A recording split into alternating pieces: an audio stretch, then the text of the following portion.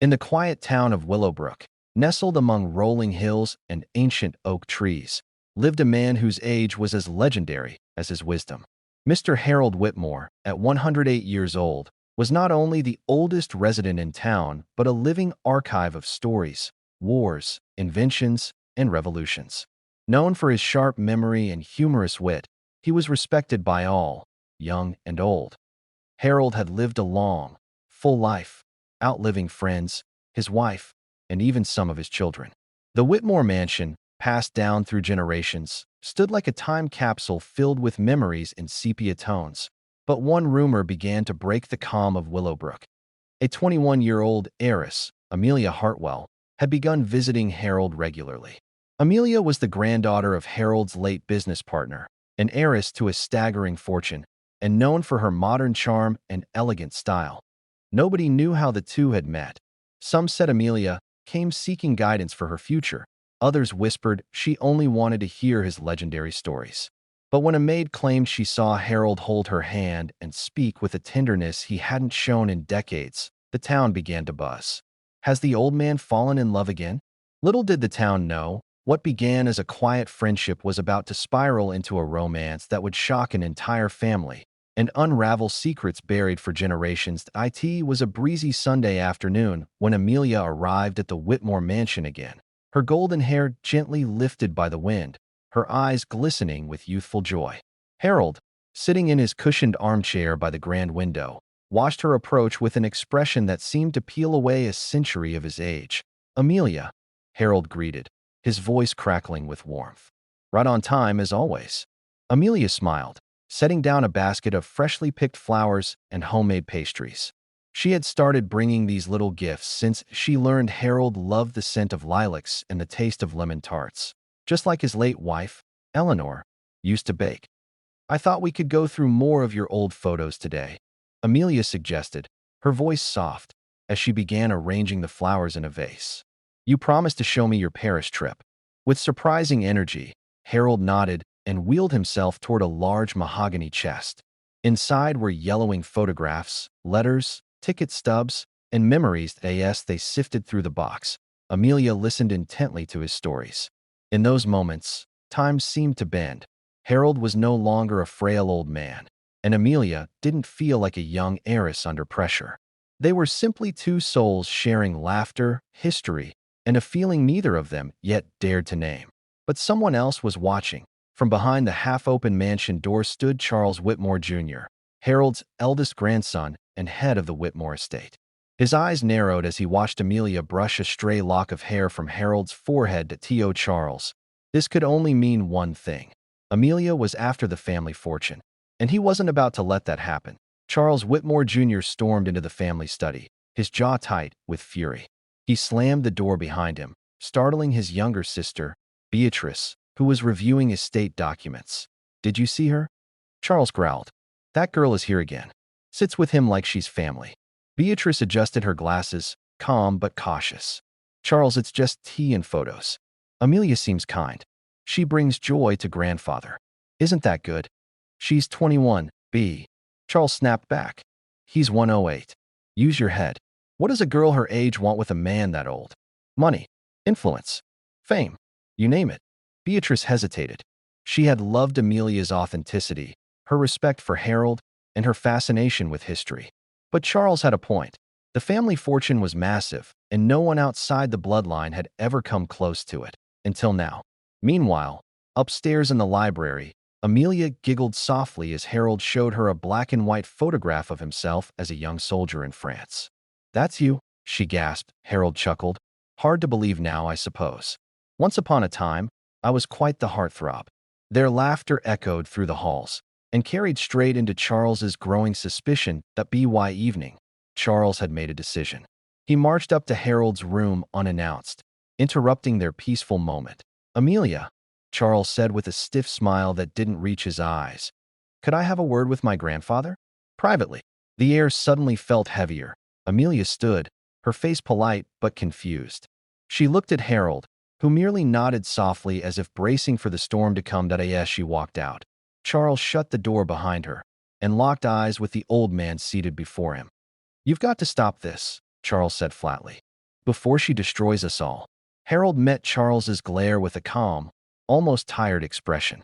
At 1:08, little could startle him, but this confrontation had been building for weeks. The question was not unexpected. "You think she's using me?" Harold said quietly, more a statement than a question. Charles scoffed, pacing the room. "She's half the age of your great-grandchildren, grandfather. What do you think people will say? What will the family think? She wants something, we all know that." Harold took a deep breath and folded his frail hands together. "Charles, for the first time in years, I feel alive. Amelia listens. She sees me. Not the man in the chair. Not the legacy. But the person. Something even my own blood has forgotten." Charles's shoulders stiffened. "That's not fair, isn't it?" Harold countered gently. "When was the last time you sat beside me without checking your watch?" A heavy silence filled the room. After a moment, Charles finally spoke, his tone softer, but no less concerned. "Grandfather, we just don't want to lose you. Or lose what's left of you to someone who might not have the best intentions." Harold looked at him with eyes both weary and wise. "And what if you're wrong about her?" Downstairs, Amelia stood by the front door, clutching her purse, her heart pounding. She'd overheard part of the conversation. The distrust, the accusations, the fear. Before she could leave, Beatrice approached her quietly. "Don't go, Amelia," she said. "Give us a chance to understand." Amelia looked up, her voice trembling. "I never wanted anything from him, except time. And stories. He's taught me more about love and loss than anyone my age ever could." Beatrice saw the sincerity in her eyes. Maybe there was more to this bond than anyone had thought, but the entire estate, and the town beyond, was about to be thrust into chaos when Harold made a decision that no one saw coming. That evening, the Whitmore family gathered in the grand dining hall, a room filled with dignity, portraits, and unspoken rules. Harold, dressed in a crisp charcoal suit, was seated at the head of the long mahogany table. His children, grandchildren, and even great-grandchildren sat around him in tense anticipation. Amelia was invited too, though she stayed near the edge of the room, feeling like an intruder in the midst of an empire that didn't trust her. Harold tapped lightly on his glass, commanding silence. "I have something to share," he began, voice steady but heart racing. "And I expect you to listen with the love I've spent my life giving you." He paused, meeting the eyes of each family member. "I've offered Amelia my companionship, and she has given me something priceless in return, joy. And yes, I love her." A collective gasp echoed through the room. Forks clattered. Heads turned. Even Beatrice's calm expression faltered. Charles stood abruptly. "This is madness. You're talking about a girl who's—" Harold raised a hand. "I know her age. I know my age. But love isn't measured in years, Charles. It's measured in what it brings to the soul." All eyes shifted to Amelia, who stood frozen. Harold continued, "I've rewritten my will." A hush fell so heavy it was suffocating. "Amelia is to inherit a portion of my estate, not because of who she is, but what she's been to me. A companion, a comfort, a friend when age left me behind." Chaos erupted. Some argued, some wept, some left the room in disbelief. But through it all, Amelia stayed still, tears streaming down her cheeks, not from greed or ambition, but from the weight of a love she didn't ask for, yet deeply respected. What none of them knew, though, was that Harold's decision would trigger a storm of legal battles, moral questioning, and an unexpected twist that would force every member of the Whitmore family to confront their own definition of love. The weeks that followed Harold's declaration were nothing short of war within the Whitmore family. Lawyers were consulted. Press sniffed out the story. Some accused Amelia of manipulation, others called it a scandal, and a few quietly admired the old man's courage. But through it all, Harold remained calm. One chilly evening, as snow began to fall softly over Willowbrook, Harold invited Amelia to sit with him in the library. The air smelled of cedar and old paper. "Do you regret meeting me?" Harold asked, his eyes tender. Amelia shook her head, wiping a tear. "No, you've given me more than any inheritance ever could. You've shown me that love has no timeline, no age limit, no shame." Harold smiled, placing a trembling hand over hers. "That was always the lesson I hoped to leave behind." 2 days later, Harold passed peacefully in his sleep, his hand still resting on Amelia's last letter to him.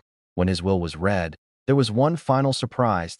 He hadn't left Amelia money or land, only a trust dedicated to her education, something she had quietly confessed to him she'd given up to care for her grandmother. The rest of the estate remained in the family, untouched. The uproar dissolved into shame. Charles realized he had been protecting his inheritance, not his grandfather's heart. Beatrice invited Amelia for tea one morning, simply to say, "Thank you for being there for him when we weren't."